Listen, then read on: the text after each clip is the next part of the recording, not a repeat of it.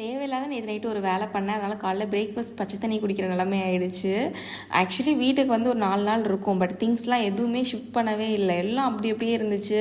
அதுவும் இந்த வெசல்ஸ்லாம் வந்துட்டு ஒரு டைம் கழுவி அதை யூஸ் பண்ணால் தான் நல்லாயிருக்கும். அதனால் நான் என்ன பண்ணிட்டேன், நேற்று நைட்டு ஆஃபீஸ்லேருந்து வந்ததே லேட். ஆக்சுவலி செம்ம டிராஃபிக்கில் மாட்டிட்டு தான் வந்தேன். சரி பரவாயில்ல, சூட்டோட எல்லா வேலையும் முடிச்சிடலாம் அப்படின்னு உட்கார்ந்தது தான்.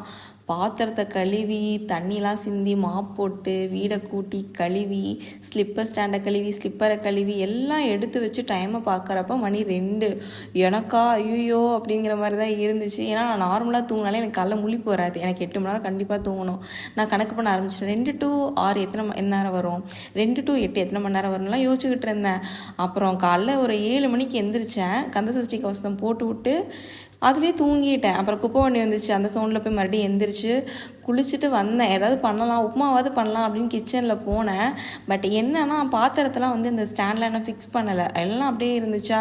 எனக்கு எந்த பாத்திரத்தை எடுக்கிறதுனே தெரியல. நான் என்ன பண்ணிட்டேன், சரி பரவாயில்ல இன்றைக்கி வந்து விரதத்தை இருந்துட வேண்டிதான் அப்படிங்கிற மாதிரி ஒரு சாமி பேரை எழுதி போட்டுட்டு இன்றைக்கி அப்படியே ஆஃபீஸ் கிளம்ப ஆரம்பிச்சிட்டேன். இன்றைக்கி கண்டிப்பாக வந்து டிராஃபிக்காக வேறு இருக்கும். இன்றைக்கி கொஞ்சம் வீக் இதாக இருக்கும்ல, மீட்டில் இருக்கும். அதனால் வந்துட்டு என் ஹஸ்பண்ட் தான் வந்து வண்டியெலாம் எடுத்து கொடுத்தாங்க. மழை பெஞ்சாலும் செல்ஃப் ஸ்டார்ட் வேறு ஒர்க் ஆகலை. அப்புறம் அவங்க காலில் விழுந்து தான் வந்து ஒரு வாரமாக வண்டியை ஸ்டார்ட் பண்ணிட்டுருக்கேன். அப்படியே ஆஃபீஸ் ஒரு மாதிரி கிளம்பிட்டேன்.